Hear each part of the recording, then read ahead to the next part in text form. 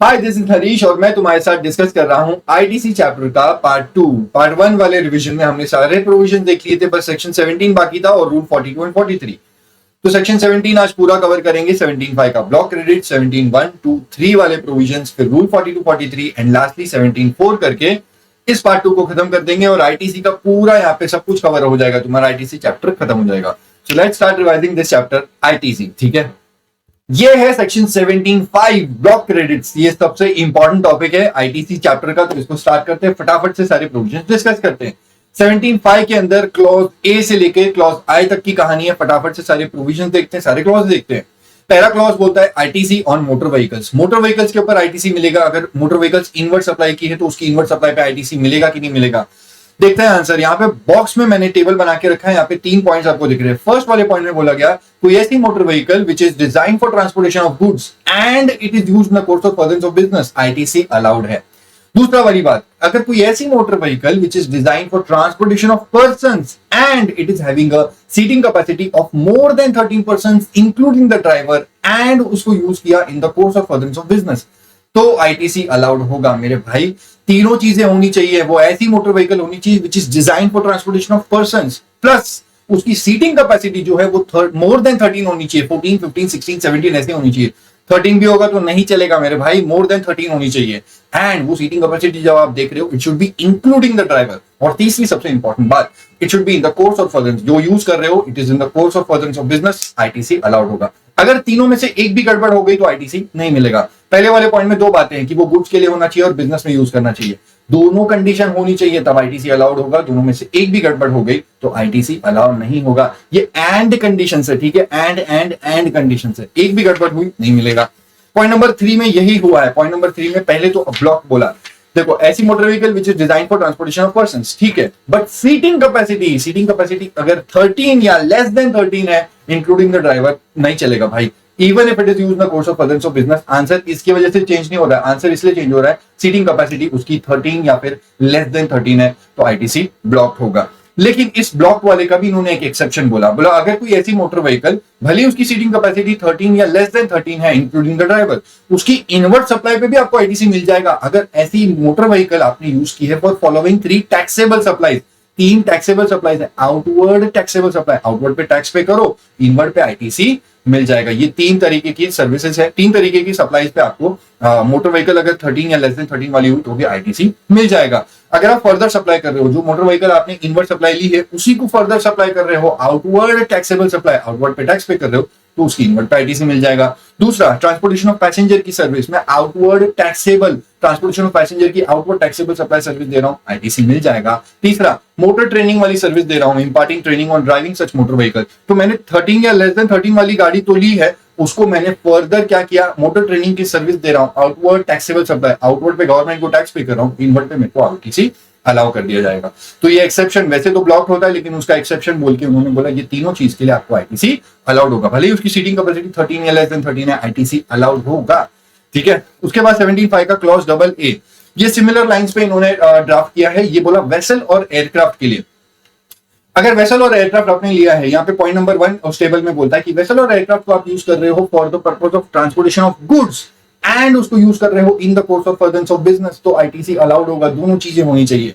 Point number 2 में बोला कि जो भी वेसल और एयरक्राफ्ट आपने ली है उसको अगर आप यूज कर रहे हो फॉलोइंग टैक्सेबल सप्लाईज के लिए, ध्यान रखना टैक्सेबल सप्लाईज मतलब आउटवर्ड सप्लाई पे आप टैक्सेबल टैक्स पे कर रहे हो, आउटवर्ड सप्लाई टैक्सेबल है, गवर्नमेंट को टैक्स दे रहे हो, तो वेसल और एयरक्राफ्ट जब आप इनवर्ट खरीदते हो उस इनवर्ट सप्लाई पे आपको वेसल और एयरक्राफ्ट के ऊपर जो भी जीएसटी लगता है उसका आप आईटीसी ले सकते हो। 4 इन्होंने टैक्सेबल सप्लाईज बताई है। Further supply of such vessel और एयरक्राफ्ट, जो वेसल और एयरक्राफ्ट खरीदी है उसी को फर्दर सप्लाई कर रहे हैं, किसी और को बेच रहे हैं, आउटवर्ड पे टैक्स पे कर रहे हैं, इनवर्ट पे आईटीसी मिलेगा।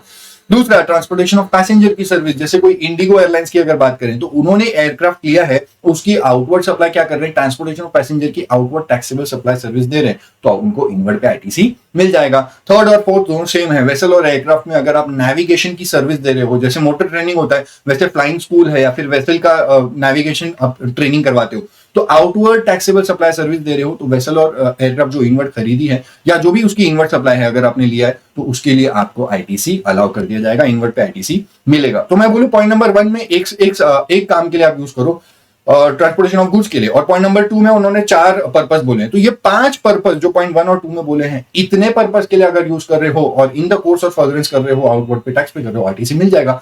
पॉइंट नंबर 3 में क्या बोला, वेसल और aircraft use for any other purpose, any other purpose, ये 1 और 2 को छोड़ दो, उसके अलावा कोई भी पर्पस के लिए यूज कर रहे हो, even if it is use in the course of furtherance of business, ITC blocked होगा। यहाँ पे आंसर आप ये नहीं बोल सकते कि बिजनेस में यूज किया जा रहा है, वो पर्पस मीट नहीं हो रहे, ऊपर वाले 5 पर्पस के अलावा अगर कोई पर्पस के लिए यूज करोगे तो आईटीसी इनवर्ट सप्लाई पे, वेसल और एयरक्राफ्ट की इनवर्ट सप्लाई पे आईटीसी नहीं मिलेगा। This was the discussion on 17.5 vessel और एयरक्राफ्ट। अब 17.5 बी है, ये मोटर व्हीकल वेसल या एयरक्राफ्ट है, उससे रिलेटेड है। अब यहाँ पे लोग क्या बोल रहे हैं कि मोटर व्हीकल वेसल और एयरक्राफ्ट, इसकी इनवर्ट सप्लाई की नहीं बात कर रही, तो ऊपर हो गया। मोटर व्हीकल वेसल या एयरक्राफ्ट के रिस्पेक्ट में अगर हमने ये 3 सर्विस ली है जो ऊपर ऊपर आपको दिख रही है, जनरल इंश्योरेंस की सर्विस, या फिर सर्विसिंग, रिपेयर एंड मेंटेनेंस की सर्विस, या फिर leasing, renting, hiring of motor vehicle vessel और एयरक्राफ्ट। मेरे पास खुद की मोटर व्हीकल वेसल एयरक्राफ्ट नहीं है, मैंने लीज पे ली है, मैंने रेंट पे ली है, मैंने हायरिंग पे ली है। तो ये लीजिंग, रेंटिंग, हायरिंग पे जो भी मैंने इनवर्ट पे मेरे को एक टैक्स लगा है, उसका मैं आईटीसी ले सकता हूँ कि नहीं? ये तीनों सर्विसेज पे मैं आईटीसी तब ले सकता हूँ, इसका आंसर डिपेंड करता है मोटर व्हीकल वेसल या एयरक्राफ्ट के ऊपर। अगर जो मोटर व्हीकल वेसल या एयरक्राफ्ट के लिए ये तीनों सर्विस ली है, वो मोटर व्हीकल वेसल या एयरक्राफ्ट के लिए ऊपर 17.5 में या AA में आईटीसी मिलता है, तो ये एलिजिबल वाली मोटर व्हीकल वेसल या एयरक्राफ्ट है। इसके खुद के ऊपर आईटीसी मिलता है, तो इससे रिलेटेड ये तीनों सर्विस लेंगे तो इन तीनों सर्विसेज पे भी आईटीसी मिलेगा। ये ब्लू वाला कॉलम है। अब बाजू में ऑरेंज वाला कॉलम क्या बोलता है कि मोटर व्हीकल वेसल या एयरक्राफ्ट वो खुद ही ऐसी है जिसके ऊपर 17.5 में या AA में आईटीसी ब्लॉक्ड है। तो ऐसी वाली मोटर व्हीकल वेसल या एयरक्राफ्ट के लिए अगर आपने ये तीनों सर्विसेज ली है तो आपको आईटीसी नहीं मिलेगा। इसके खुद के ऊपर आईटीसी ब्लॉक्ड है, तो इससे रिलेटेड ये तीनों सर्विसेज आपने ली तो आईटीसी ब्लॉक्ड होगा। ठीक है, अब ये मैंने पॉइंट नंबर 1 जो बोला, ये मोटर व्हीकल वेसल या एयरक्राफ्ट के बेसिस पे मेरा आंसर डिपेंड होता है कि इसके ऊपर आईटीसी मिलता है कि नहीं मिलता है। तो इसके ऊपर अगर मिलता है तो आपको तीनों सर्विसेज पे मिलेगा, और अगर इसके ऊपर ही नहीं मिलता तो इससे रिलेटेड तीनों सर्विस लोगे तो आईटीसी नहीं मिलेगा। पॉइंट नंबर 2 लेकिन यहाँ पे क्या बोलता है, पॉइंट नंबर 2 सप्लायर के पॉइंट ऑफ व्यू से बोलता है। बोला अगर 2 कैटेगरी के सप्लायर्स हैं, मैंने यहाँ पे ब्लू बॉक्स के अंदर वो रेड कलर से लिखा है, अगर कोई मैन्युफैक्चरर है या फिर कोई supplier of general insurance service provider है। मैन्युफैक्चर किसका करता है, वो मैन्युफैक्चरिंग किसी मोटर व्हीकल वेसल या एयरक्राफ्ट का करता है, या फिर जो सर्विस इंश्योरेंस की सर्विस देता है वो जनरल इंश्योरेंस सर्विस प्रोवाइडर। जो सप्लायर है वो किसी मोटर व्हीकल वेसल या एयरक्राफ्ट की जनरल इंश्योरेंस करवाता है, मोटर इंश्योरेंस करवाता है। तो इन लोगों को, इन सप्लायर को उस मोटर व्हीकल वेसल या एयरक्राफ्ट के लिए ये 2 सर्विसेज, कौन सी, जनरल इंश्योरेंस की सर्विस या फिर सर्विसिंग, रिपेयर और मेंटेनेंस की, इन लोग ने इनवर्ट सप्लाई लिया है। किसके लिए लिया है, उस मोटर व्हीकल वेसल या एयरक्राफ्ट के लिए। तो ऐसे दोनों सप्लायर्स को बोला ठीक है आपके लिए मोटर व्हीकल कैसी भी हो उसको 17.5 में आईटीसी मिलता है, AA में या नहीं मिलता है या नहीं मिलता, उससे फर्क नहीं पड़ता है। इसको सप्लायर को ये दोनों सर्विसेज की इनवर्ट सप्लाई पे आईटीसी मिलेगा। लेकिन इसके अलावा कोई और सप्लायर होगा तो उसको बोला आपको ये दोनों सर्विसेज की इनवर्ट सप्लाई पे आईटीसी ब्लॉक्ड है, उनको नहीं मिलेगा। इन दोनों सप्लायर्स को ये नहीं देखने की जरूरत है कि वो मोटर व्हीकल वेसल या एयरक्राफ्ट जिसकी वो मैन्युफैक्चरिंग कर रहे हैं या जिसकी वो जनरल इंश्योरेंस करवा रहे हैं उसके ऊपर आईटीसी मिलता है कि नहीं मिलता है। इनके लिए ये देखने की जरूरत नहीं है। इनको बस बोला कि आप मैन्युफैक्चरिंग करते हो या सर्विस इंश्योरेंस की सर्विस देते हो, ये इनवर्ट सप्लाई, ये दोनों सर्विसेज की इनवर्ट सप्लाई आप लेते हो तो आपको आईटीसी अलाउ किया जाएगा। ये हमने देखा। अब बीच में आपको ग्रीन कलर का एक सर्कुलर दिख रहा है, वो एक बार इस बार की अमेंडमेंट है। मैं आपको 2 मिनट में कराता हूं, पहले एक पॉइंट पे पहुंच जाऊं फिर मैं वापस आके कराऊंगा। इसकी हेडिंग देखो, पॉइंट नंबर 3 की हेडिंग क्या बोलती है, 17.5 वो ब्लू के नीचे मैंने लिखा 17.5 AB रीड विद 17.5 BI करके। ठीक है, अब ये जो पॉइंट है ना, ये लीजिंग, रेंटिंग और hiring of motor vehicle vessel या एयरक्राफ्ट, ये AB वाला नहीं है, ये 17.5 B का I वाला पॉइंट है जो हम लोग आगे देखने वाले। वो I नहीं, सॉरी, वो 1 है, वो रोमन नंबर 1 2 3 वाला, तो वो उसमें से आया है। यहाँ मैंने यहाँ पे उसको ड्रॉप किया। अब वो वापस आगे हम लोग 17.5 B1 पे जाने वाले, तो ये वापस यहाँ पे आएगा, तुमको स्क्रीन पे दिखेगा, तो वो कंफ्यूज मत होना। वो एक्चुअली यहाँ का ही पॉइंट है, लेकिन उसको वहां पे इसलिए डाला ताकि मैं आपको प्रॉपर समझा सकूं। वो एक्चुअली कहाँ का है, 17.5 B का है। अब देखो यहाँ पे आईटीसी ऑन वेरियस सर्विसेज, यहाँ पे पहली जो आपको पॉइंट दिख रही है उसके अंदर 7 सर्विसेज है। इन 7 सर्विसेज पे आईटीसी ब्लॉक्ड है, आईटीसी ब्लॉक्ड है। पहला अगर क्वेश्चन आपको पूछा जाता है कि इन 7 सर्विसेज पे आईटीसी मिलता है या 7 में से किसी पे मिलता है, नो, आपका पहला आंसर होना चाहिए आईटीसी ब्लॉक्ड है। कौन सी सर्विसेज, फूड एंड बेवरेज की वाली, या फिर आउटडोर केटरिंग, या फिर ब्यूटी ट्रीटमेंट, या फिर health services, cosmetic and plastic surgery, leasing, renting, hiring of motor vehicle vessel या aircraft, and lastly life insurance and health insurance. इन 7 के ऊपर आईटीसी जनरली ब्लॉक होता है, मैंने ऑरेंज वाले बॉक्स में लिखा है।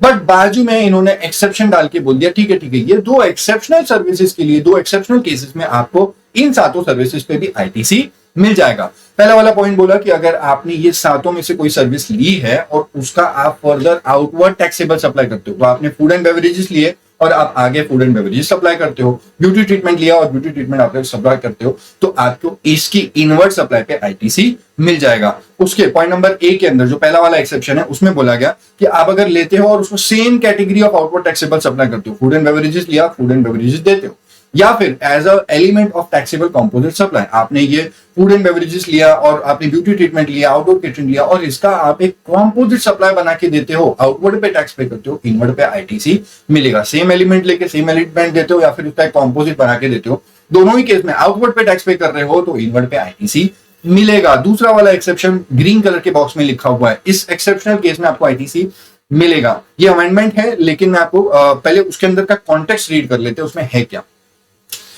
Where it is obligatory for an employer to provide these services to an employee under any law for the time being in force। मतलब एम्प्लॉयर के ऊपर ऑब्लिगेशन है कि उसको ये सर्विसेज अपने एम्प्लॉय को देनी चाहिए और ये ऑब्लिगेशन दी गई है under any law for the time being in force. ऐसे केस में एम्प्लॉयर ने ये सातों सर्विसेज या सातों में से कोई भी सर्विस अपने एम्प्लॉय को दी तो उसके ऊपर एम्प्लॉयर आईटीसी ले सकता है, इन सर्विसेज की इनवर्ड सप्लाई का आईटीसी ले सकता है। भले ही फिर वो एम्प्लॉयर उसकी आउटवर्ड टैक्सेबल सप्लाई नहीं कर रहा है, वो तो अपने ही एम्प्लॉय को दे रहा है, गवर्नमेंट को टैक्स थोड़ी दे रहा है उस पर, आउटवर्ड टैक्सेबल सप्लाई नहीं अपने एम्प्लॉय को दे रहा है, फिर भी आईटीसी मिल जाएगा क्योंकि यहाँ पे इस बार ये ऑब्लिगेशन मतलब पॉइंट पे इसमें है।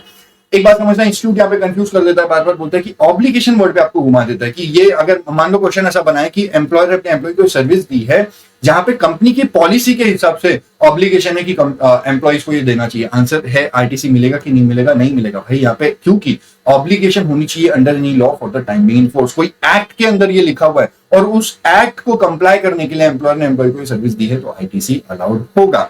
ये एक सर्कुलर हुआ था, मैंने बताया तुमको, मैं बताता हूं आपको उसके बारे में। पॉइंट नंबर 2 और 3 में देखो और दो सर्विसेज है, मेंबरशिप वाली, membership of a club, health and fitness centre, और तीसरा वाला है travel benefits extended to employees on vacation, जैसे लीव ट्रैवल कंसेशन या फिर होम ट्रैवल कंसेशन। इन दोनों सर्विसेज के लिए आईटीसी ब्लॉक्ड है, आईटीसी जनरली ब्लॉक्ड है, पहला आंसर इज आईटीसी ब्लॉक्ड है, लेकिन एक्सेप्शनल सिनेरियो में आईटीसी मिल जाएगा। That means where it is obligatory for an employer to provide the services to the employee under any law for the time being in force. Law की obligation है, उसको comply करने के लिए employer ने एम्प्लॉय को ये सर्विस दी है तो आईटीसी अलाउ हो जाएगा।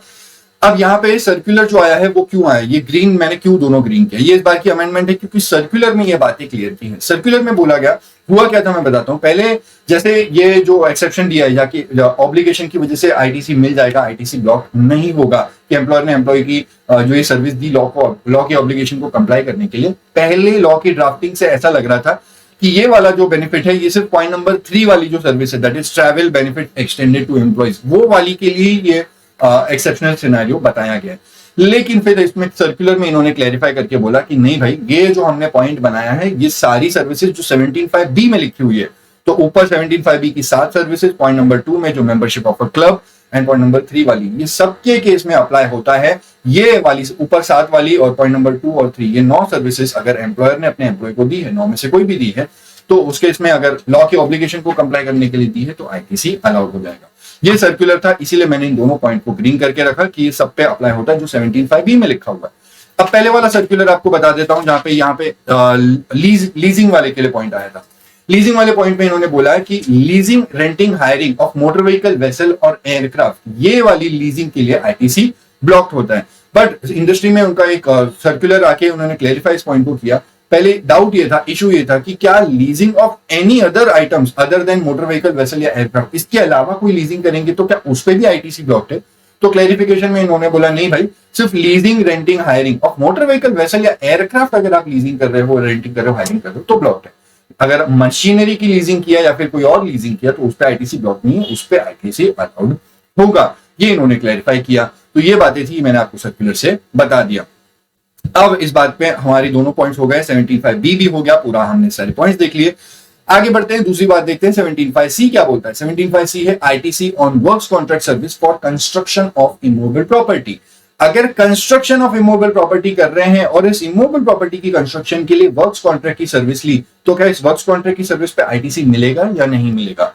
पहली बात, आंसर इज नो, आईटीसी नहीं मिलेगा, आईटीसी ब्लॉक है। ये मैंने ऑरेंज बॉक्स में लिखा है कि जनरली लॉ का पहला वर्ड तो यही है कि भाई कंस्ट्रक्शन ऑफ इमूवेबल प्रॉपर्टी के लिए वर्क्स कॉन्ट्रैक्ट की सर्विस अगर कोई इनवर्ट ले रहा है तो उस वर्क्स कॉन्ट्रैक्ट की सर्विस पे आपको आईटीसी नहीं मिलेगा। But again there are 3 exceptional scenarios. 3 exceptional scenarios में कंस्ट्रक्शन ऑफ इमूवेबल प्रॉपर्टी कर भी रहे हो, उसके लिए भी आपने वर्क्स कॉन्ट्रैक्ट सर्विस ली तो भी आपको आईटीसी मिल जाएगा। पहला, फर्दर सप्लाई, मतलब आपने वर्क्स कॉन्ट्रैक्ट की सर्विस ली है लेकिन कंस्ट्रक्शन ऑफ इमूवेबल प्रॉपर्टी खुद की नहीं कर रहे हो, किसी और की कर रहे हो, किसी और को आप कंस्ट्रक्शन ऑफ इमूवेबल प्रॉपर्टी की सर्विस दे रहे हो, उसके लिए आपने वर्क्स कॉन्ट्रैक्ट की सर्विस ली और वर्क्स कॉन्ट्रैक्ट की सर्विस आप आगे दे रहे हो, एज ए सब कॉन्ट्रैक्ट किसी और को दे रहे हो, तो ये जो वर्क्स कॉन्ट्रैक्ट की सर्विस ली, इनवर्ट सप्लाई, इस पे आईटीसी मिल जाएगा।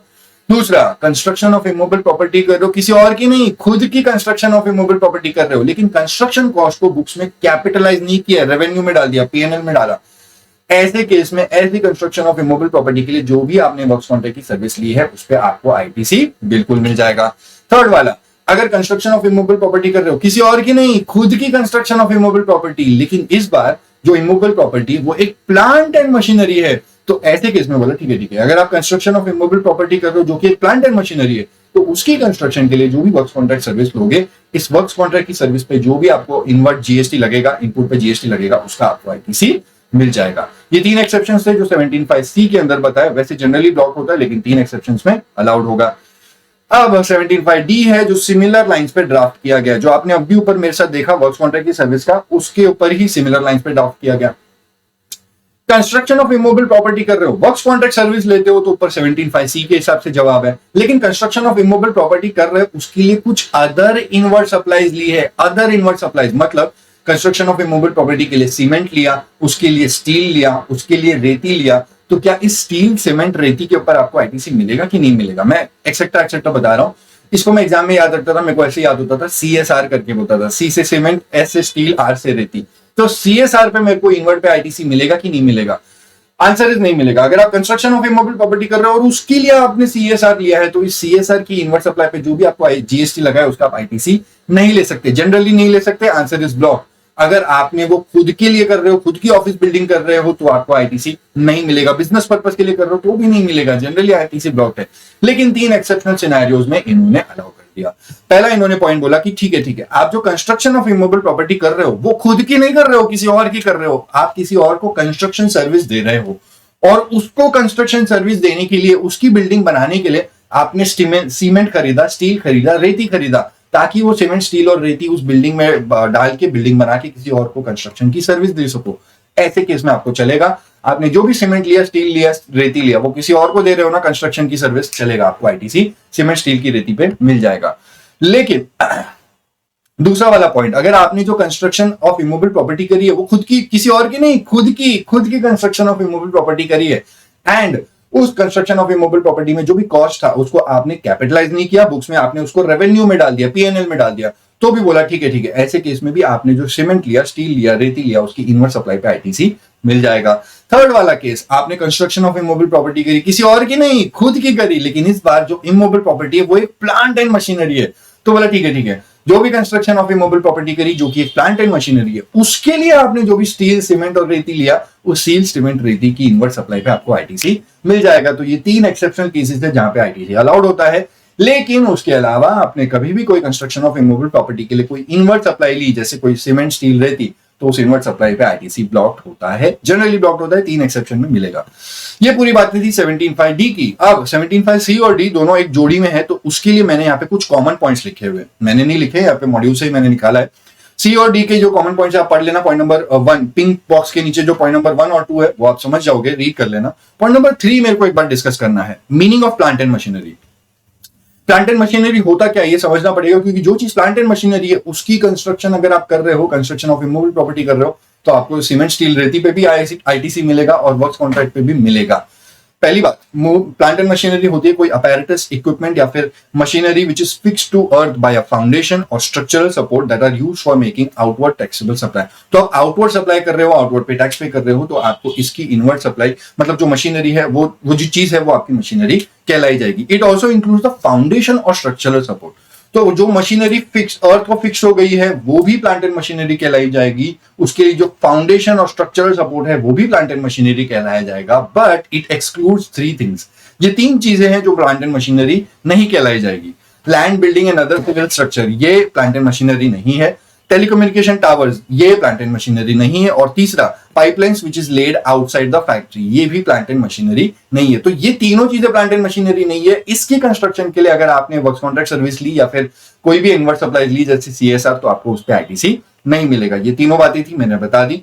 अब उसके अलावा कुछ और बाकी सारी 17(5) की जो ब्लॉक क्रेडिट्स है 17(5)E से लेके 17(5)I के बीच में है। एक एक करके देखते हैं। पहला वाला पॉइंट बोलता है कोई ऐसी इनवर्ट सप्लाईज जहां पे कॉम्पोजिशन स्कीम में टैक्स पे किया गया है। मैं कॉम्पोजिशन स्कीम में नहीं हूं, मैं तो नॉर्मल स्कीम में हूं। मेरा जो सप्लायर है वो जो मुझे गुड्स और सर्विसेज देता है उसने कॉम्पोजिशन स्कीम ली है, तो उसने कॉम्पोजिशन ऐसे गुड्स और सर्विसेज पे कॉम्पोजिशन स्कीम में टैक्स पे किया गया है, तो क्या मैं इसके ऊपर आईटीसी ले सकता हूं? देखो आंसर इज नो, 17(5)E ने ब्लॉक कर दिया।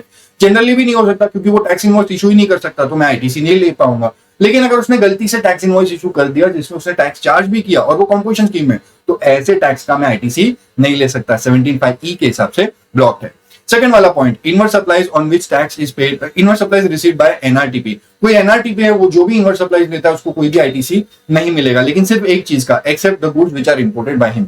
एनआरटीपी ने जो भी गुड्स इंपोर्ट किए हैं उस इंपोर्टेड गुड्स के ऊपर उसको आईजीएसटी लगता है, उस आईजीएसटी का वो आईटीसी ले लेता है। हालांकि वो यूटिलाइज नहीं कर पाता है, वो रिफंड ले लेता है, वो बात की बात है। लेकिन अभी के लिए देखें तो ये 17(5)F वाला पॉइंट हमारा हो गया। पॉइंट नंबर थर्ड वाला है जो 17(5)G के लिए बोला, invert supplies for personal consumption. अगर आपने कोई पर्सनल पर्पस के लिए गुड्स लिए हैं, इनवर्ट सप्लाईज ली है, तो उसका आईटीसी नहीं ले सकते। फोर्थ वाला है 17(5)H का, goods which are lost, stolen, destroyed या फिर रिटर्न ऑफ, और the goods which are dispose off by way of gift और फ्री सैंपल्स, ऐसे वाले गुड का आप आईटीसी नहीं ले सकते। 17(5)H में इसको ब्लॉक किया गया। लास्ट वाला पॉइंट बोलता है टैक्सेस, जहां पे ऐसे कोई टैक्सेस जो पे किए गए हैं 74 में, 129 में या फिर सेक्शन 130 में, ऐसे टैक्सेस का आईटीसी नहीं ले सकते।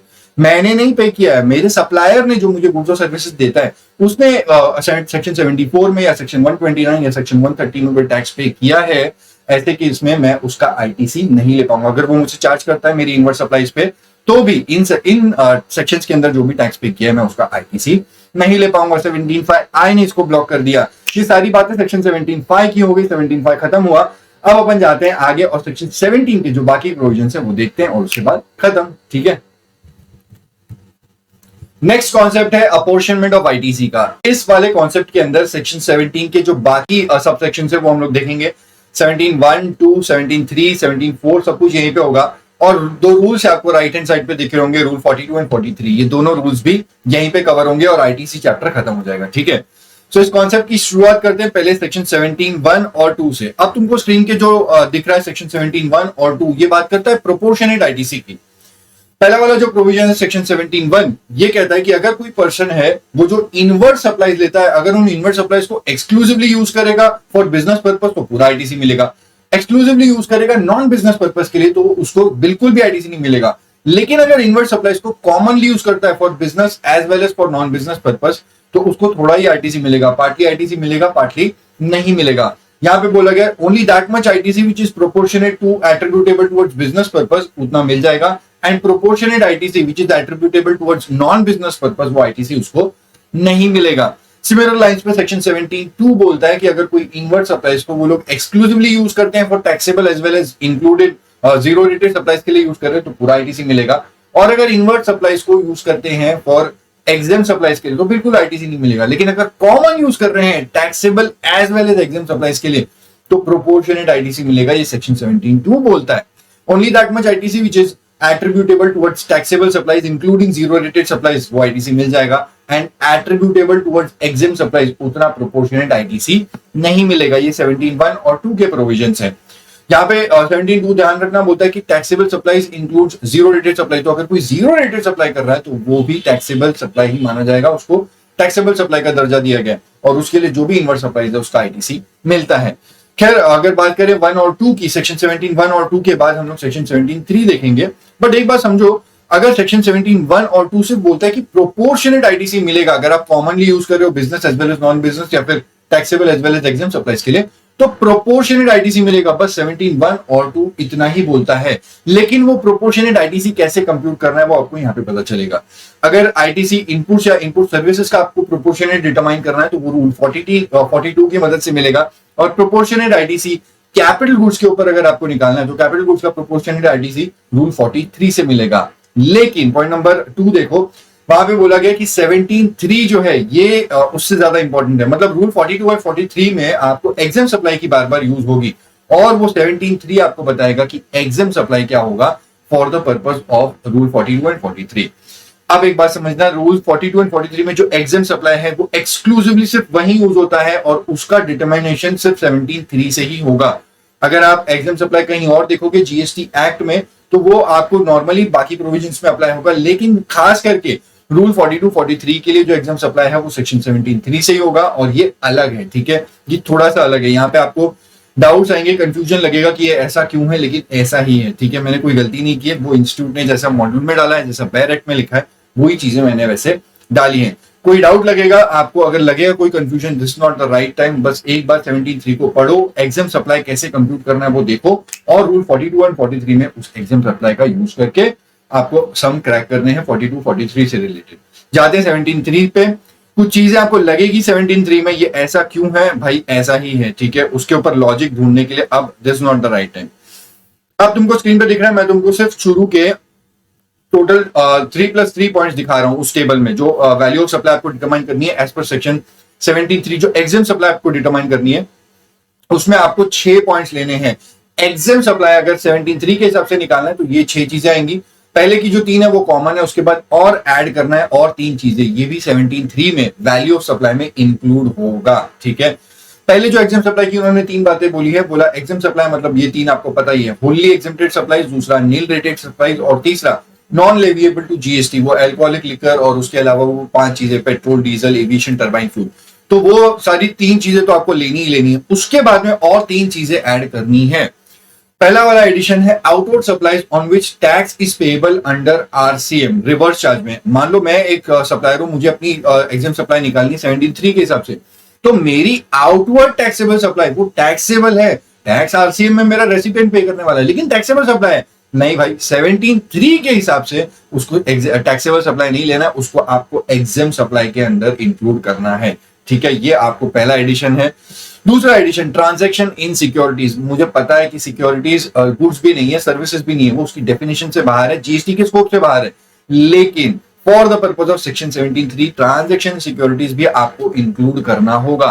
ये आपकी दूसरी एडिशन है। लेकिन ध्यान देना, यहाँ पे जो आपको वैल्यू लेनी है वो लेना है 1% of the sale value of securities. अगर 2.5 करोड़ की सेल वैल्यू दिखाई जा रही है आपको एग्जाम में, तो उस 2.5 करोड़ का 1% लेना, दैट इज 2,50,000। ये होगी आपकी second value addition, that is transaction in securities. तीसरा वाला amount sale of land and building where entire consideration is received after issuance of completion certificate और first occupation whichever is earlier. भाई ये वाला जो sale of land and building है ये तो शेड्यूल 3 में लिखा है, ये सप्लाई ही नहीं है, neither supply of goods not supply of services. मुझे पता है ये जीएसटी के स्कोप से बाहर है, लेकिन for the purpose of exempt supply 17(3) के लिए इसको भी आपको ऐड करना होगा। ये आपकी third and the last addition है। लेकिन यहाँ पे जो वैल्यू आपको लेनी है वो लेनी है value adopted for stamp duty. Stamp duty पे करने के लिए जो भी आपने सेल ऑफ लैंड या बिल्डिंग की वैल्यू ली होगी वो वैल्यू आपको यहाँ पे ऐड करनी होगी। 17(3) की ये टोटल 6 चीजें हैं जो 17(3) में एग्जाम सप्लाई में इंक्लूड होती है।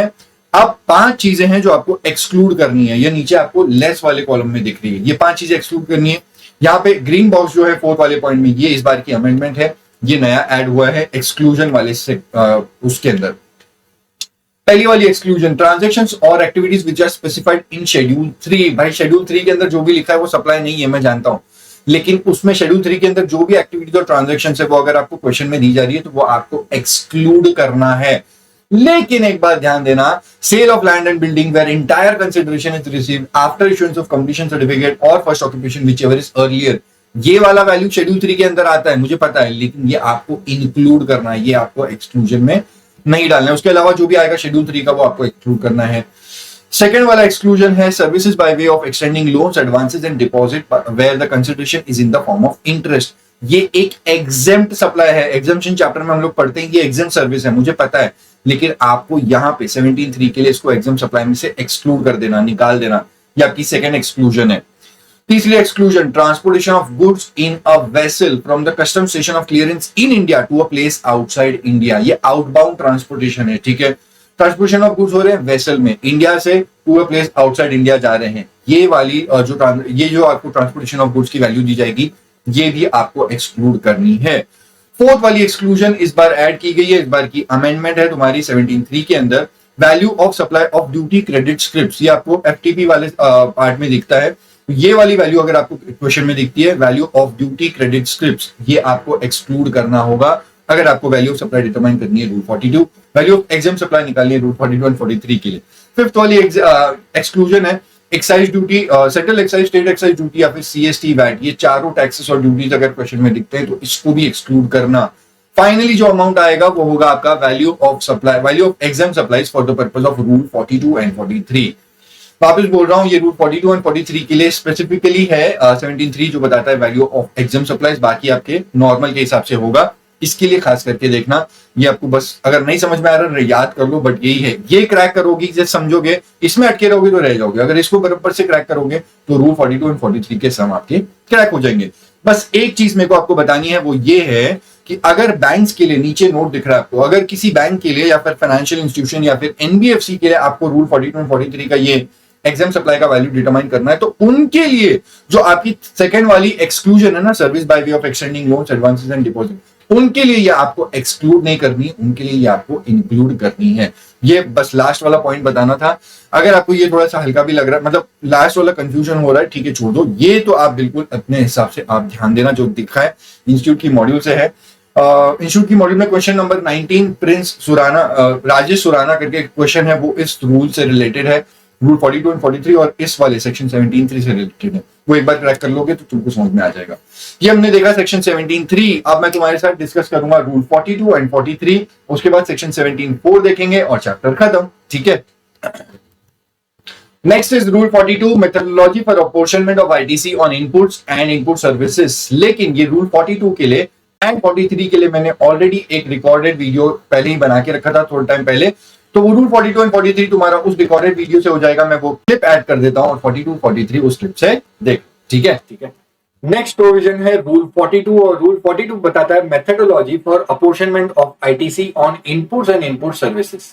तो जब मैंने कोई इनपुट्स और इनपुट सर्विस ली है, उसको मैं कॉमन पर्पस के लिए यूज कर रहा हूं, तो मेरे को उस आईटीसी का, इनके ऊपर जो भी आईटीसी है इनपुट्स एंड इनपुट सर्विस का, इसका आईटीसी मुझे अपॉर्शन करना पड़ेगा, and only that much ITC which is attributable towards business purpose या फिर टैक्सेबल सप्लाईज के लिए जो एट्रिब्यूटेबल है उतना मेरे को मिलेगा, and that much ITC which is attributable towards non business purpose या फिर एग्जाम सप्लाईज का इतना आईटीसी मेरे को नहीं मिलेगा, मेरे को रिवर्स करना, ठीक है। तो ये सारी टेक्निकलिटीज में बात करते हैं। ये पूरा रूल 42 4 स्टेप्स में है, और पांचवा एक पार्ट होगा यहाँ पे कंपैरिजन वाला, तो वो सारे 5 पॉइंट्स देखते हैं फटाफट से। पहला स्टेप है compute C1 and C2। C1 मतलब amount that is to be credited to electronic credit ledger, and C2 मतलब कॉमन क्रेडिट। अब स्टार्ट कैसे करोगे, तो पहले वाले टेबल में स्टेप 1 में आपको टोटल इनपुट टैक्स लेना है इन अ टैक्स पीरियड। इस पूरे टैक्स पीरियड में, अगर सितंबर की बात करें, ये एक टैक्स पीरियड है, total input tax in a tax period आपको ले लेना। अब वो मैंने जो भी इनपुट्स और इनपुट सर्विस लिए हैं, जितना भी मैंने इनपुट टैक्स पे किया है, वो मेरे को इनपुट टैक्स यहाँ पे ले लेना है। वो मेरे को अलाउ होगा नहीं होगा, ब्लॉक क्रेडिट है, नॉन बिजनेस, वो कुछ नहीं देखना, पूरा टोटल ले लो, वहां से स्टार्ट करना, ठीक है। उसमें से एक एक करके माइनस करेंगे। अब जो भी टोटल लिया, पहली बात आपको क्या माइनस कर देना है, इसमें माइनस कर देना credit which is completely disallowed. 1 रुपए का भी आपको क्रेडिट नहीं मिलेगा। 3 ऐसे केसेस जहां पर आपको कंप्लीटली डिसअलाउ हो जाता है। पहला केस, उसके अंदर ही माइनस में कोई ऐसी इनपुट्स एंड इनपुट सर्विस मैंने जो यूज की है exclusively for non business purpose, ये आपका इनपुट टैक्स होता है T1, ये अमाउंट आपको निकाल देना है। दूसरा, इस टैक्स पीरियड में मैंने जो भी इनपुट्स एंड इनपुट सर्विस ली और यूज किया for exclusively for exempt supplies, इन पे भी मेरे को इनपुट टैक्स नहीं मिलेगा, तो इनका इनपुट टैक्स मेरे को T2 लेके उसमें T2 माइनस कर देना है। एंड लास्टली, ऐसे इनपुट्स एंड इनपुट सर्विसेज जिन पे आईटीसी ब्लॉक्ड है एज पर सेक्शन 17(5), ये वाले इनपुट टैक्स भी आपको नहीं मिलेंगे, कंप्लीटली डिसअलाउड है। इसको इनपुट टैक्स को T3 बोलेंगे, और ये तीनों वैल्यूज को निकाल देंगे, ये अपने को मिलने वाला ही नहीं है। तो पहले टोटल वैल्यू लिया, टोटल वैल्यू में से T1 निकाल दो, T2 निकाल दो, T3 निकाल दो। अब जो आंसर आएगा ये C1 है, एंड ये वाला सबसे इंपॉर्टेंट एलिमेंट है। This is amount to be credited to electronic credit ledger. ये आप एक बार के लिए क्रेडिट लेजर में ले लोगे, अपना आईटीसी में ले लोगे, इसका क्रेडिट लेजर में आ जाएगा, इसका तुम आईटीसी ले सकते हो। अब ये इंस्टीट्यूट का फेवरेट क्वेश्चन है, जब भी वो रूल 42 के बारे में बात करते हैं, ये जरूर पूछते हैं कि determine the amount that is to be credited to the electronic credit ledger. एक ये पूछेंगे, और दूसरा स्टेप 4 वाला वैल्यू होता है कि भाई रिवर्स कितना करना है। ये वाला C1 आपको याद रखना है, ये आपको पूछेंगे। टी में से ये तीनों निकाल दो, आपको C1 आएगा, आपको ये वाला अमाउंट लेना है टू द क्रेडिट लेजर। अब इसमें से ये आपके पास आ गया अमाउंट, अब इसमें से माइनस करना क्या, एंड ऐसा क्रेडिट का amount which is completely allowed, completely allowed. भाई ऐसी इनपुट और इनपुट सर्विस जो मैंने इस टैक्स पीरियड में ली है और उनको यूज किया completely exclusively for taxable supplies या फिर फॉर जीरो रेटेड सप्लाईज, तो टैक्सेबल सप्लाईज या जीरो रेटेड सप्लाईज के लिए एक्सक्लूसिवली यूज कर रहे हो, इनके ऊपर आपको पूरा आईटीसी मिलेगा। ये इनपुट टैक्स का अमाउंट T4 लेके माइनस कर दो, इसलिए माइनस करना है क्योंकि इसमें बाइफरकेशन करना ही नहीं है, ये एक्सक्लूसिव वाला है। तो C1 में से T4 निकाल दो, ये तो आपको मिलेगा ही मिलेगा। अब जो बचा है C2, ये है कॉमन क्रेडिट और इसका बाइफरकेशन होगा, इसकी अपॉर्चनमेंट होगी, ठीक है। तो ये C2 वाला वैल्यू अपने को नीचे बाइफरकेशन करना है। ये स्टेप 1 हो गया। अब स्टेप 2 में देखो, जो भी आपको C2 का वैल्यू मिला, इस C2 का आपको बाइफरकेशन करना है। यहां से आपको दो अमाउंट डिटरमाइन करने हैं। ये कॉमन क्रेडिट है, मेरे को डिटरमाइन करना है that much ITC which is attributable towards exempt supplies, ये D1 होगा। और दूसरा ऐसा credit which is attributable towards non business purpose, ये D2 होगा। तो D1 और D2 अपने को निकालना है। D1 और D2 के लिए आपको कैसे कंप्यूट करना है, D1 के लिए क्या करना, C2 जो भी ऊपर आया था C2 का E/F कर देना, D1 का अमाउंट आ जाएगा। दूसरा credit attributable towards non business purpose, इसको D2 बोला जाता है और C2 का 5% ले लेना, इससे आपका D2 निकल जाएगा। ये इतना सा ही स्टेप है। इसमें E/F की वैल्यू क्या लेना है, तो उस बॉक्स में ही लिखा है E मतलब एग्रीगेट ऑफ एग्जेम्प्ट सप्लाईज, जो भी आपकी एग्जेम्प्ट सप्लाईज है उस टैक्स पीरियड में, मतलब सितंबर की मंथ में, वो डिवाइड करना है F से, that is turnover in a state during the tax period. तो E/F ले लेना, उस टैक्स पीरियड का आपका आंसर आ जाएगा, उसको C2 से मल्टीप्लाई कर लेना।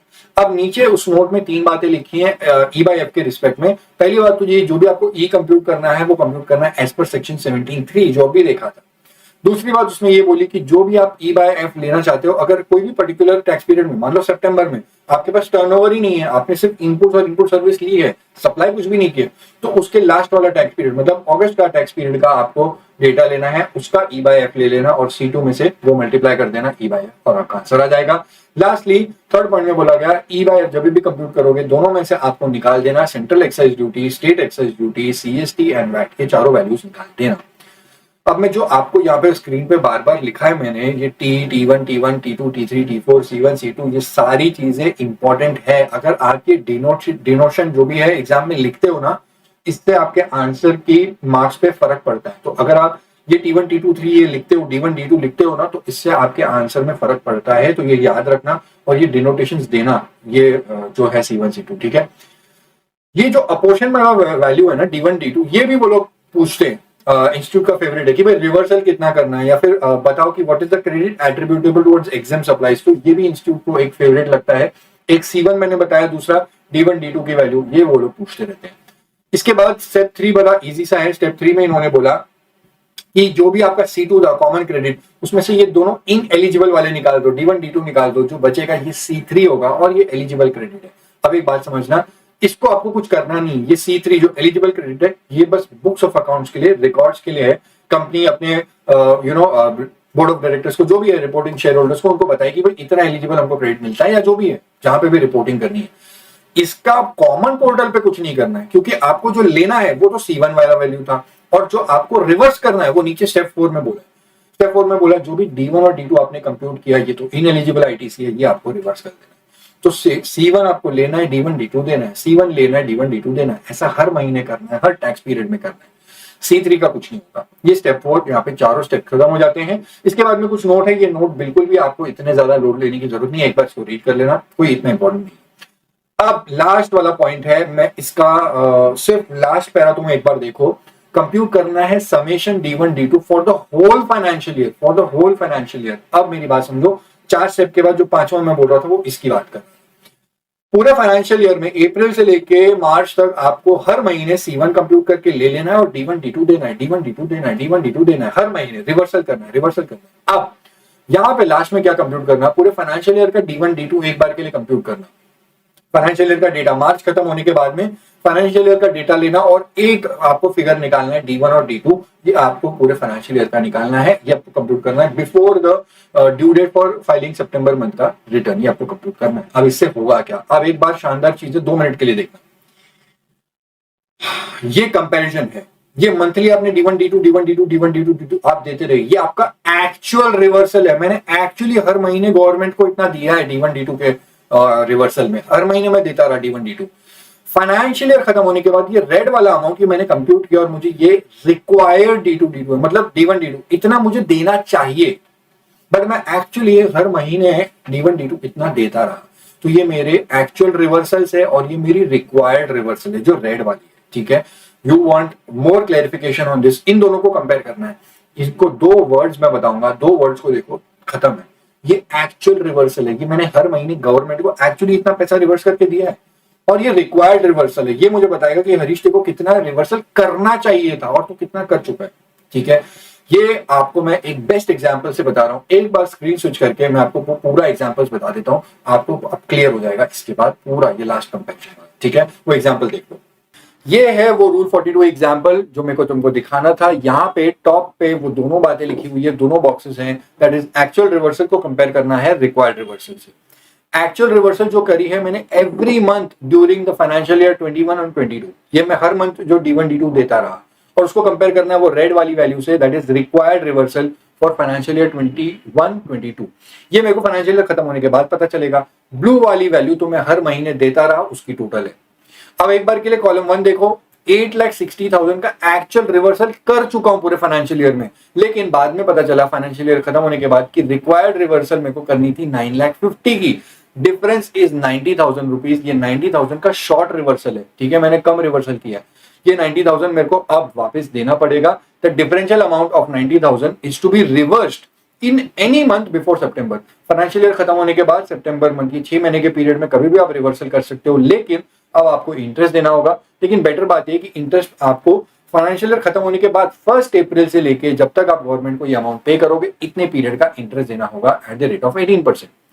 केस 2, एक्चुअल रिवर्सल यहाँ पे 11 लाख की है। मैंने हर महीने जो छोटा छोटा D1 D2 देता रहा था उसका टोटल चेक किया तो वो 11 लाख की रिवर्सल है, लेकिन रिक्वायर्ड था ओनली 9,50,000। पूरे फाइनेंशियल ईयर का डेटा मैंने जब देखा, मैंने कंप्यूट किया, 9,50,000 का रिक्वायर्ड था। डिफरेंस इज 1,50,000 का एक्सेस रिवर्सल मैं दे चुका हूं। ये excess reversal I can claim back as credit. बाजू में वही लिखा है, the differential amount shall be claimed back as credit, और ये मैं कभी भी कर सकता हूं in any month till September month. तो फाइनेंशियल ईयर खत्म होने के बाद जब मैं ये चेक करता हूं और मुझे पता चलता है तो सितंबर मंथ के रिटर्न फाइलिंग के पहले पहले मैं तब कभी भी ये रिटर्न, मैं कभी भी ये एक्सेस जो मैंने रिवर्सल किया है वो मैं क्लेम वापस कर सकता हूं, अपना क्रेडिट वापस ले सकता हूं। ये रूल 42 के दोनों एग्जांपल्स से, इससे आपको चीजें बहुत अच्छे से समझ में आ जाएगी। अब स्क्रीन पे वापस जाते हैं जहां पे वो चीजें मैंने वर्डिंग्स में लिखी हुई है, और ये एग्जांपल भी आपको नोट नहीं करने की जरूरत है, वो एग्जांपल भी मैंने वहां पे लिख के रखा हुआ है। अगर आपको अच्छा लग रहा है तो इसको एक बार स्क्रीनशॉट लेके रख लो। ये है वो कॉन्टेक्स्ट जो हमने जिसका एग्जाम्पल देखा। कंप्यूट करना पहले समेशन D1 D2 जो हमने देखा, आपको पॉइंट 1 में मैं इसका पॉइंट 1 बता रहा हूँ। पॉइंट 1 में आपको फाइनेंशियल ईयर खत्म होने के बाद पूरे फाइनेंशियल ईयर का D1 D2 आपको कंप्यूट करना है, और ये कब कंप्यूट करना है? Before the due date for filing September month का रिटर्न। दूसरा पॉइंट बोलता है कि आपको ये कंपेयर करना होगा, और यहाँ पे बात की गई है शॉर्ट रिवर्सल की। आपकी जो एक्चुअल रिवर्सल थी वो कम है, आपने 8,60,000 की रिवर्सल की है, लेकिन आपको एक्चुअली 9,50,000 की रिवर्सल करनी थी, तो यहाँ पे 90,000 की शॉर्ट रिवर्सल है, ये आपको रिवर्सल करनी पड़ेगी। फाइनेंशियल ईयर खत्म होने के बाद कभी भी करो इन एनी मंथ, लेकिन सितंबर मंथ तक आपको ये करना होगा, अलॉन्ग विद इंटरेस्ट। इंटरेस्ट देना है 18% से, और फाइनेंशियल ईयर खत्म होने के बाद 1 अप्रैल से लेकर टिल द डेट आप पेमेंट करते हो उतने पीरियड का इंटरेस्ट ऐड करके देना होगा। थर्ड केस में एक्सेस रिवर्सल, आपको रिवर्सल करनी थी 9,50,000 की, लेकिन आपने रिवर्सल ज्यादा कर दी, 11 लाख की रिवर्सल कर दी। यहाँ पे 1,50,000 की एक्सेस रिवर्सल है, ये आप क्लेम अपना वापस ले सकते हो। Excess reversal can be claimed back as credit, लेकिन कब तक? In any month till the September month का जो भी आपका रिटर्न फाइल करोगे सितंबर के पहले आपको ये लेना होगा। लास्टली वो एग्जांपल मैंने यहाँ पे लिख दिया है, आपको इससे पूरी चीजें समझ में आ जाएंगी। ये था rule 42। Next we switch on to rule 43। Next is rule 43 and this is methodology for apportionment of ITC on capital goods। अगर कोई कैपिटल गुड्स हमने कॉमन यूज के लिए रखे हैं, एक्सक्लूसिव यूज नहीं, कॉमन यूज के लिए रखे हैं, तो इसका पूरा आईटीसी तो हम अवेल नहीं कर सकते। इस कैपिटल गुड्स पे जो आईटीसी है उसका only that much amount which is attributable towards taxable supplies या फिर जीरो रेटेड सप्लाईज या फिर बिजनेस पर्पस के लिए उतना अपने को आईटीसी मिलेगा, अवेल कर सकते हैं। एंड इसका that much ITC which is attributable towards non business purpose या फिर एग्जाम सप्लाईज उतना नहीं मिलेगा, उतना अपने को रिवर्स करना पड़ेगा। ये इनएलिजिबल वाला पार्ट होता है। तो इसमें भी अपॉर्शनमेंट करेंगे रूल 43 में भी। यहाँ पे भी 5 स्टेप्स होते हैं। अब जैसे तुमको स्क्रीन पे दिख रहा है, यहाँ पे ये 5 स्टेप्स है। पहला, अगेन वेरी इंपॉर्टेंट, इंस्टीट्यूट का favourite, amount to be credited to electronic credit ledger, rule 43 के रिस्पेक्ट में। उसके बाद करेंगे टीआईई, फिर टीसी, टीएम एंड टीई, ये पांचों कंपटीशन करेंगे। अब रूल 43 में ना ये इसके सारे फर्स्ट पॉइंट नंबर 1 और 2 तो बहुत ही ज्यादा डिफिकल्ट और कंफ्यूजिंग होते हैं, उसके बाद थोड़े से इजी हो जाते हैं, लेकिन मैं आपको इसको बेटर तरीके से कराऊंगा। पहले पॉइंट 1 जो भी है कंप्यूटेशन, उसका टेक्स्ट रीड कर लेंगे, समझ लेंगे कि वो कैसे आपको क्या कंप्यूट करना होता है, और उसी से रिलेटेड एग्जाम्पल देख लेंगे। फिर पॉइंट 2 पे आएंगे, उसका टेक्स्ट रीड करेंगे, फिर टीआई कैसे कंप्यूट करना है, फिर टीआई का एक एग्जांपल देख लेंगे, टीसी का टेक्स्ट, फिर टीसी कैसे कंप्यूट करना है उसका एग्जांपल। तो ऐसे एक एक स्टेप करके उसका एग्जांपल देखेंगे, तो ये प्रैक्टिकली तुम्हारा होते जाएगा, क्योंकि ये आपको टेक्स्ट रीड करके कुछ याद करने है नहीं। जब तक आप इसको सॉल्व नहीं करोगे आपको ये क्लियर नहीं होगा। तो टेक्स्ट रीड करेंगे, साथ में उसका एग्जाम्पल भी कर लेंगे साथ ही साथ, ठीक है। So let's start 43। अब रूल 43 का जो पहला ही पॉइंट है, compute the amount which is to be credited to the electronic credit ledger, ये बहुत बड़ा सा फिगर होता है, मतलब एक बड़ा सा टेक्स्ट है इसका। वो दूसरे नोट्स में मैं एक बार स्क्रीन स्विच करके तुमको वो नोट स्विच करके दिखा देता हूँ।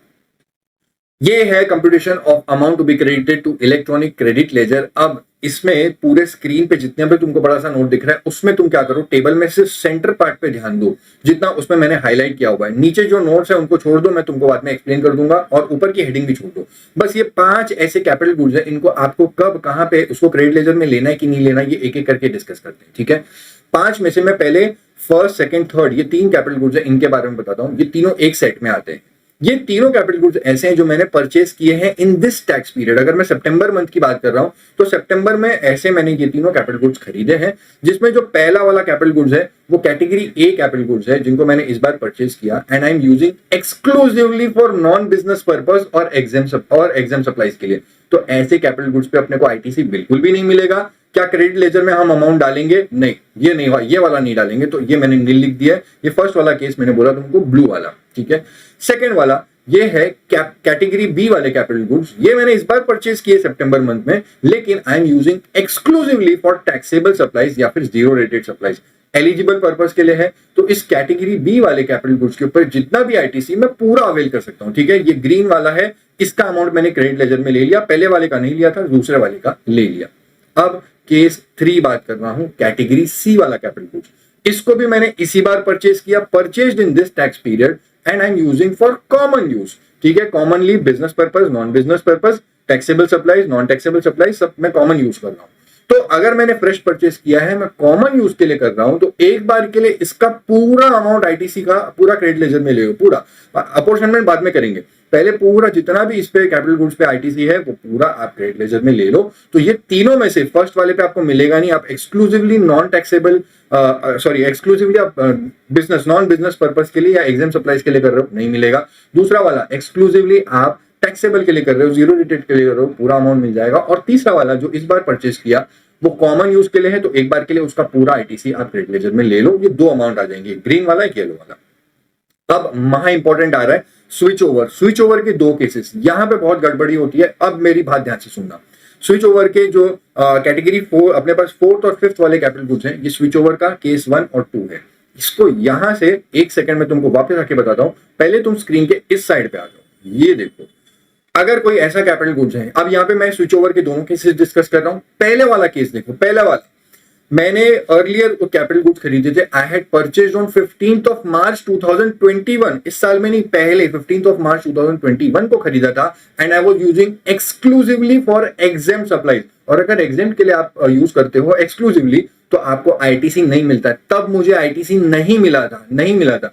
यूज करते करते करते करते आज, now at this point in time 27 सितंबर जो भी डेट है आज 2022, इस डेट पे मैंने क्या किया, उसको कॉमन यूज में ले लिया। अब मैं पहले एग्जाम के लिए यूज कर रहा था, अब मैंने कॉमन के लिए ले लिया।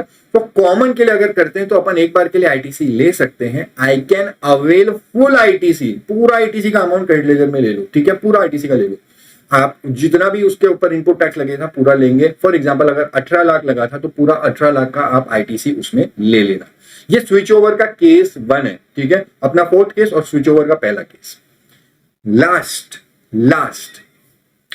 स्विच ओवर का केस 2, ऐसा कोई कैपिटल गुड्स जो पहले मैंने खरीदा था 14 दिसंबर 2021 को, लास्ट ईयर खरीदा था, and I was using exclusively for taxable supplies. अगर टैक्सेबल के लिए कर रहा था तभी मैंने आईटीसी ले लिया था उसी टाइम पे, तब मेरे को दिसंबर के 2021 वो वाले महीने में मेरे को आईटीसी मिल चुका था, मैंने ले लिया था।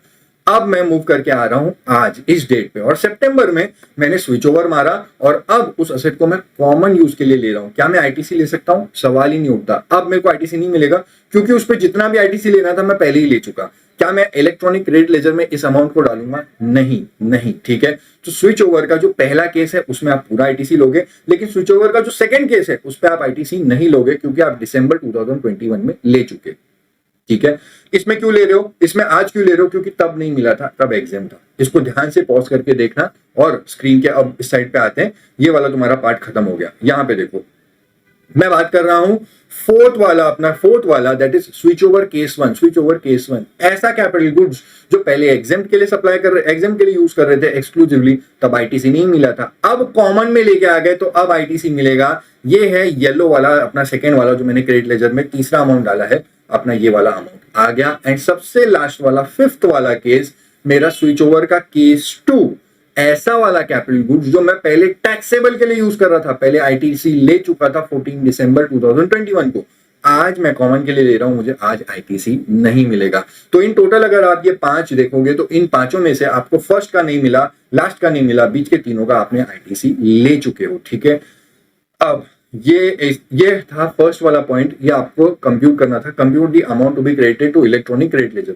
इन तीनों का टोटल करोगे तुम्हारा आंसर आएगा, यही होगा, amount to be credited to the electronic credit ledger in the month of सितंबर 2022। ठीक है, इससे रिलेटेड एग्जांपल देखते हैं और फिर अपन जाएंगे स्टेप 2 पे। ठीक है, ये है रूल 43 का फुल फ्लेज एग्जाम्पल। इसमें सब कुछ चीजें कवर कर दी, स्टार्ट टू एंड सब कुछ कॉन्सेप्ट्स इसमें कवर्ड है। हर तरीके के कैपिटल गुड्स किस कैटेगरी के आ सकते हैं, इंस्टीट्यूट किस लेवल पे आपको बता सकता है वो भी बता दिया, और यहाँ पे आपको कौन कौन से अमाउंट कंप्यूट कर रहे हैं वो भी मैं आपको डिस्कस कराते जाऊंगा एक एक करके। ठीक है, फर्स्ट वाला अमाउंट पे बात कर रहे हैं, that is amount to be credited to electronic credit ledger. अब यहाँ पे 5 अलग अलग केसेस है जो मैं ऑलरेडी तुमको डिस्कस करा चुका हूं, जिसमें फर्स्ट वाला और फिफ्थ वाले केस में कोई भी अमाउंट आप क्रेडिट नहीं करोगे इलेक्ट्रॉनिक क्रेडिट लेजर में। फर्स्ट वाले के लिए क्यों नहीं करना है? क्योंकि वो मैं यूज कर रहा हूं, इस बार परचेज किया मैंने और उसको यूज कर रहा हूं exclusively for electronic, exclusively for non business purpose या फिर एग्जाम सप्लाई, सॉरी, तो उसके लिए मैं इस बार आईटीसी नहीं लूंगा। सेकंड वाले पे मैं आईटीसी लूंगा क्योंकि मैं उसको यूज कर रहा हूं एक्सक्लूसिवली फॉर टैक्सेबल सप्लाईज और जीरो रेटेड सप्लाईज, तो इसका आईटीसी 6 लाख रुपए मैं ले लूंगा सितंबर मंथ में। थर्ड वाले केस में मैंने इसी बार खरीदा है, उसको कॉमन यूज के लिए यूज कर रहा हूं, तो इस पे भी मैं आईटीसी ले लूंगा 9 लाख रुपया। फोर्थ वाला केस मैंने तुमको बताया था कि ये कैपिटल गुड्स मैंने 15 मार्च 2021 में खरीदे थे, लेकिन तब मैं एग्जाम सप्लाईज के लिए यूज कर रहा था, तब मैंने आईटीसी नहीं लिया था। अब मैं इसके ऊपर आईटीसी लूंगा जब मैं उसको स्विच करके सितंबर मंथ में कॉमन यूज के लिए ले रहा हूं। ये है 18 लाख रुपए का अमाउंट, इस पे पूरा आईटीसी अब सितंबर मंथ में ले लूंगा। और लास्ट में है फिफ्थ वाला केस, उस पे मैं आईटीसी नहीं ले पा सकता, नील है, क्योंकि तब 14 दिसंबर 2021 में मैंने उसको खरीदा था और तब मैंने उसके ऊपर आईटीसी ले लिया था क्योंकि मैं टैक्सेबल के लिए यूज कर रहा था तभी।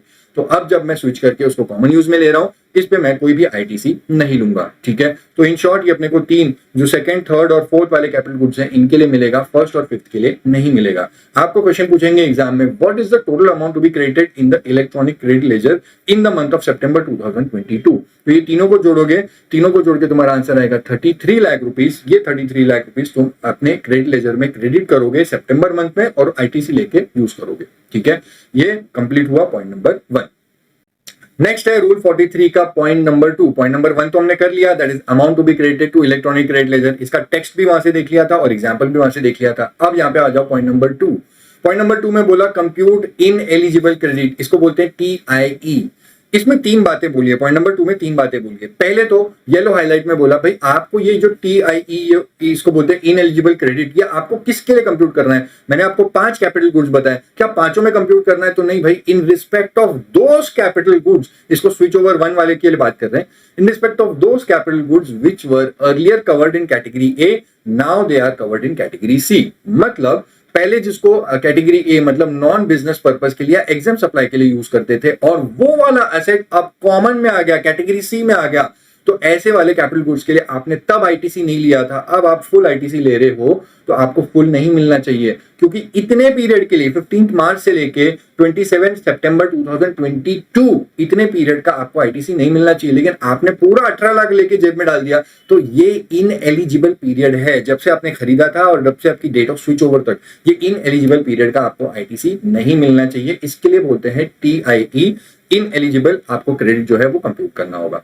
तो किस कैपिटल गुड्स के लिए? सिर्फ वही स्विच ओवर वाले केसेस जो पहले एग्जेम्प्ट में थे एक्सक्लूसिवली और अब कॉमन में आ गए। इन शॉर्ट स्विच ओवर 1, मैंने वहां पे रेड में लिख के रखा है स्विच ओवर 1, मतलब अपना फोर्थ वाला कैपिटल गुड्स के बात कर रहे हैं, वो अपना स्विच ओवर का केस 1 था। ठीक है, अब पॉइंट नंबर 2 में उसमें पॉइंट 2 में सेकंड बात क्या बोली? सेकंड बात इन्होंने पिंक हाईलाइट में लगा के क्या बोला, भाई कितने पीरियड के लिए आपको कंप्यूट करना है। मैंने आपको अभी बताया 15 मार्च 2021 जब से उसको परचेज किया था और जब तक उसको स्विच ओवर किया, इतने पीरियड के लिए मैं एग्जेम्प्ट में यूज कर रहा था, तो मेरे को आईटीसी नहीं मिलना चाहिए। इसलिए इन्होंने बोला during which the capital goods were used for non business purpose और for making exempt supplies.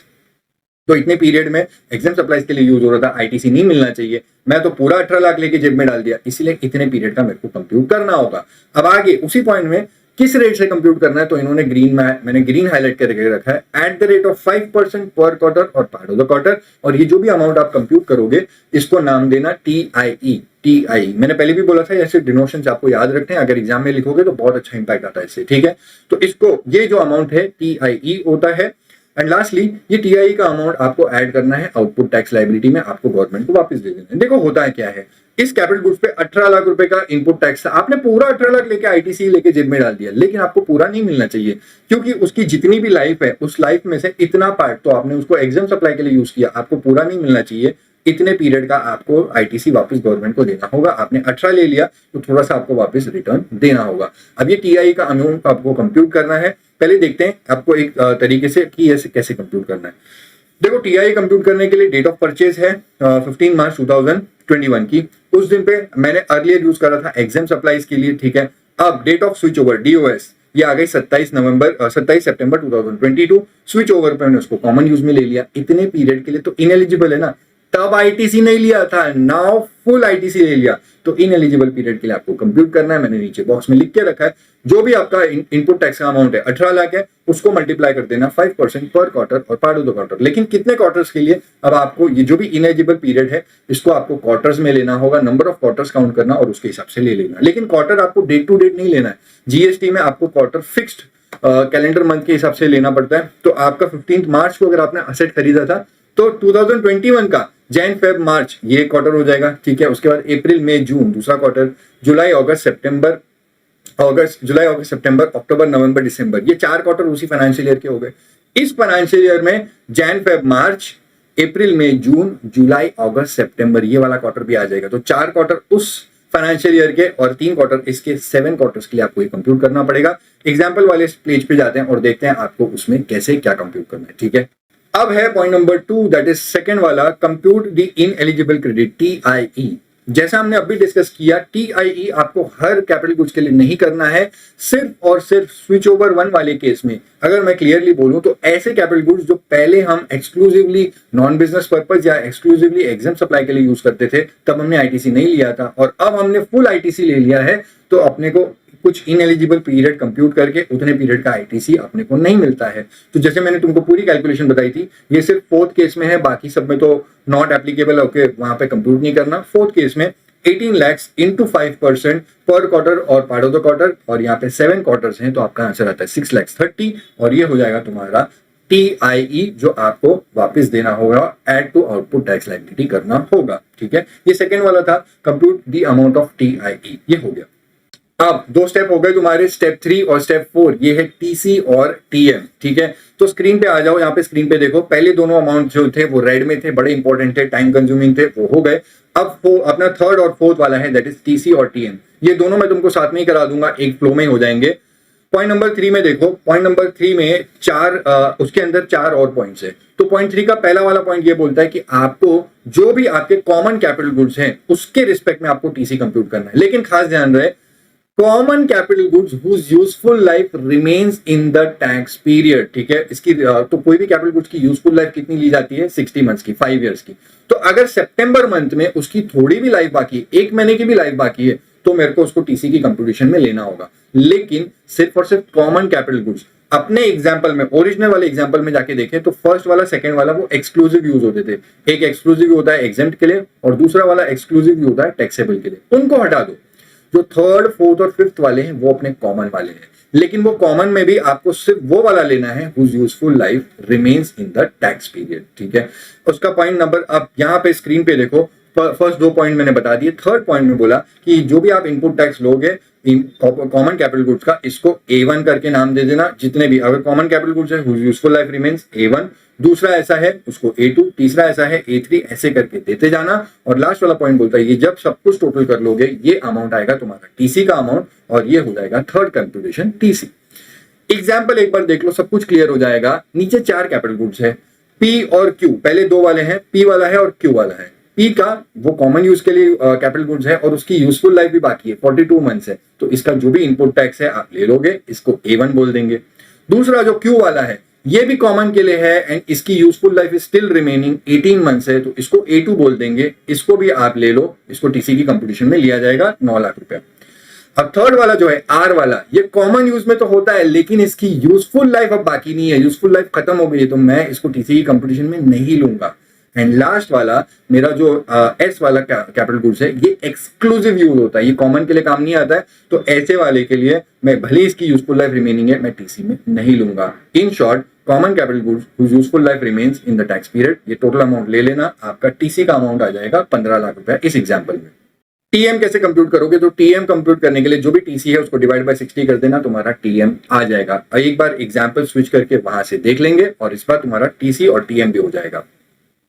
Third है कंप्यूट कॉमन क्रेडिट, ये होता है टीसी। अब जैसे मैंने तुम्हारे साथ डिस्कस किया, टीसी आपको हर कैपिटल गुड्स के लिए नहीं करना है, उसमें मैंने पॉइंट 3 में ही स्टार्टिंग में ही लिख के रखा है आपको ये टोटल इनपुट टैक्स किसका लेना है, capital goods which are for common use and whose useful life is remaining in this tax period. तो दोनों चीजें देखना, कॉमन यूज वाले कैपिटल गुड्स ही होने चाहिए और उसकी रिमेनिंग यूजफुल लाइफ है। तो अगर अपने पास 5 कैपिटल गुड्स हैं, उसमें से पहले 2 वाले तो हट गए, कैटेगरी A और B, क्योंकि वो एक्सक्लूसिव यूज हो रहे हैं। एक्सक्लूसिव अपने को नहीं लेना है, कॉमन वाले लेने हैं। तो अपना थर्ड, फोर्थ, फिफ्थ ये वाले कैपिटल गुड्स कॉमन वाले हैं, लेकिन इसमें भी आपको दूसरी चीज देखनी है, क्या उनकी रिमेनिंग यूजफुल लाइफ बाकी है। आंसर इज यस, 60 मंथ्स की रिमेनिंग 60 मंथ्स की यूजफुल लाइफ होती है इन टोटल। तो थर्ड वाला तो मैंने अभी खरीदा है सितंबर मंथ में, तो इसकी तो होगी। और फोर्थ और फिफ्थ मतलब स्विच ओवर केस 1 और 2 ये दोनों मैंने 2021 में ही खरीदे, तो इनका भी अभी यूजफुल लाइफ बाकी है, 5 साल की लाइफ होती है, तो इनमें भी बाकी है। तो इन शॉर्ट तीनों में यूजफुल लाइफ बाकी है, तीनों अपन टीसी के लिए लेंगे, A1, A2, A3 करके नाम देंगे।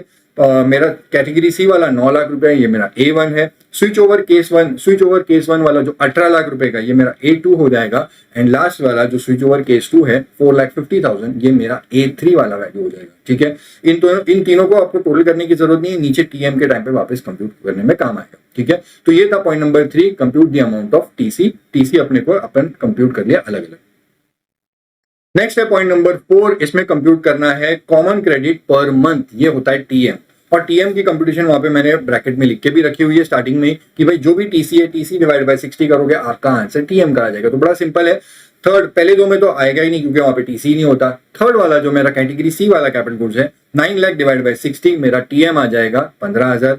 उसके बाद फोर्थ वाला कैपिटल गुड्स जो 18 लाख मेरा आईटीसी है उस पर 18 लाख डिवाइड बाय 60 यहाँ पे मेरा 30,000 आ जाएगा टीएम का अमाउंट। एंड लास्ट वाला 4,50,000 डिवाइड बाय 60 यहाँ पे मेरा टीएम का अमाउंट आ जाएगा 7,500। ठीक है, तो ये तीनों के अलग अलग मेरे टीएम आ गए। ये हो गया पॉइंट नंबर 4।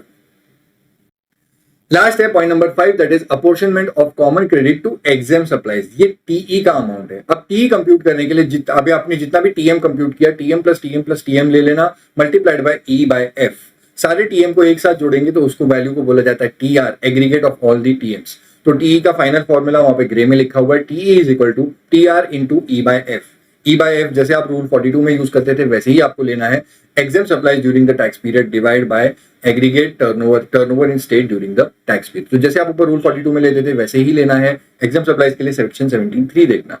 लेकिन ये जब पूरा टी आपका आंसर फाइनल आंसर आ जाएगा रूल 43 का, ये जो अमाउंट आएगा दिस अमाउंट, ये आपका इनएलिजिबल क्रेडिट है एक तरीके से। This amount is to be added to the output tax liability in every month along with interest, क्योंकि ये आपका इनएलिजिबल क्रेडिट है, ये कॉमन क्रेडिट का हम अपोर्शन करके वो अमाउंट निकाले हैं जो आपको नहीं मिल सकता था, इनएलिजिबल था, ये वाला अमाउंट अपने को रिवर्स करना होगा, वापस देना पड़ेगा add to output tax liability. वहां पे नोट्स में प्रिंट नहीं हुआ है तो मेरे इसमें नहीं दिख रहा, बट तुमको जो शीट में दूंगा उसमें तुमको वो नोट्स मिल जाएंगे, ठीक है। तो ये पूरा रूल 43 यहाँ पे खत्म होता है। एक बार इसका एग्जाम्पल देख के आ जाओ, और बाकी मैं बाद में जो पूरा सेक्शन 17(4) है लास्ट वाला वो कवर कर लेता हूं, और उसके बाद पूरा आईटीसी रिविजन खत्म। Last step, point number 5, you have to compute credit which is attributable towards exempt supply, TE।